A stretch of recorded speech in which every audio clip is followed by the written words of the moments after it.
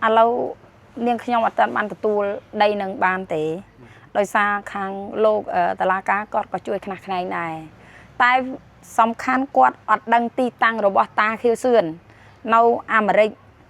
men rư côn còn nâu sọc mai men ọt đăng ti tăng nâu tà nà chân có chọn ban ti tăng có chọn ban cho cha mò đầm bay cho cha trong khni đầm bay vào cô đầy chân quạt ọt miền xây cái than nâu ti na tê bờ bong po na để squall chui prap to đầm bay ao quạt mà cho cha mà chụp hiện kỳ hàng niên nhóm đòi thiệt sai đời xa thà là bò phật nhóm trong ban tại là bò phật nhóm trong ban là bò nẹt naទាំងអស់ចឹងខ្ញុំអត់ចេះដែររំលោភបំពានលើអ្នកណាទេតែគាត់សន្យាថាគាត់មកកាត់ឲ្យខ្ញុំតែគាត់អត់មកកាត់ចឹងខ្ញុំរងចាំចំនួន5-6 ឆ្នាំមកហើយដែលខ្ញុំរងចាំដែលបានអាសាការពារមកគាត់សន្យាថាមកកាត់ឲ្យខ្ញុំក៏គាត់អត់បានមកកាត់រហូតដល់គាត់មកស្រុកខ្មែរគាត់កិច្ចអត់មកកាត់និយាយថាកិច្ចទៅចោះព្រោះគាត់អត់បានមកជួបខ្ញុំមានកិច្ចសន្យាចាមានកិច្ចសន្យាខាងលោកមេភូមិក៏មានលេខមានអីស្គាល់តែខ្ញុំនៅតាណាមិនថាគាត់មិនស្គាល់ទេគាត់ស្គាល់ហើយពាក្យបណ្ដឹងនៅកន្លែងតារាការក៏មានលេខទូរស័ព្ទមានអីតម្លាក់តំណងមកនឹងខ្ញុំដែរកុំគាត់ថាថ្ងៃមុខថ្ងៃក្រោយថាអត់ដឹងតែខ្ញុំនៅណាអីណានោះព្រោះដឹងថាខ្ញុំនៅតាណាក៏គាត់ដឹងដែរមិនមែនថាគាត់មិនដឹងតែគាត់អត់មកជួបគឺការកិច្ចវេខ្ញុំមិនមែនចោទទេខ្ញុំនិយាយការពិត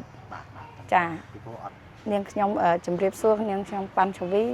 ចង់សំណុំពោលោកតាខៀវសឿនចូលមកខ្លួនមកដោះស្រាយទាំងសាច់ញាតិគាត់ទាំងគាត់មកដោះស្រាយឲ្យនាងខ្ញុំរឿងដីធ្លីឲ្យចប់សពគ្រប់កុំអាចបន្តទៅមុខទៀតខ្ញុំចង់បានតែរបស់ខ្ញុំមកវិញទេ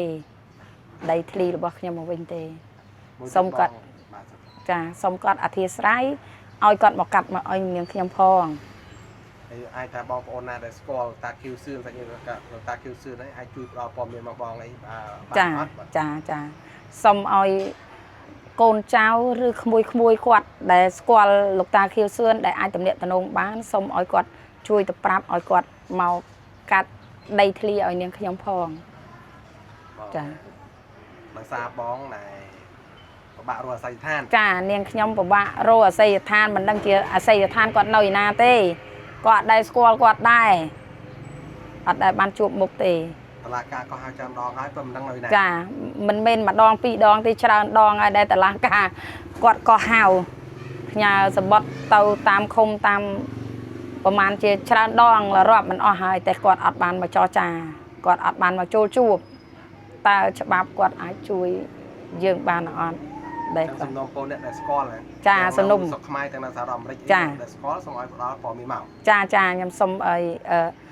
ក្មួយចៅគាត់ដែលស្គាល់តំណាក់តំណងនៅនឹងខេត្តបន្ទាយមានជ័យយើងក៏មានសាច់ញាតិគាត់ដែរ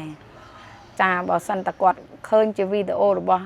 នាងខ្ញុំហើយសូមឲ្យគាត់ជួយទៅប្រាប់លោកតាខៀវសឿនដើម្បីមកកាត់ដីឲ្យនាងខ្ញុំវិញផងតាក់ទងបងតាមទូរស័ព្ទលេខម៉ានតាក់ទងលេខទូរស័ព្ទ097លេខ5ការ៉េ386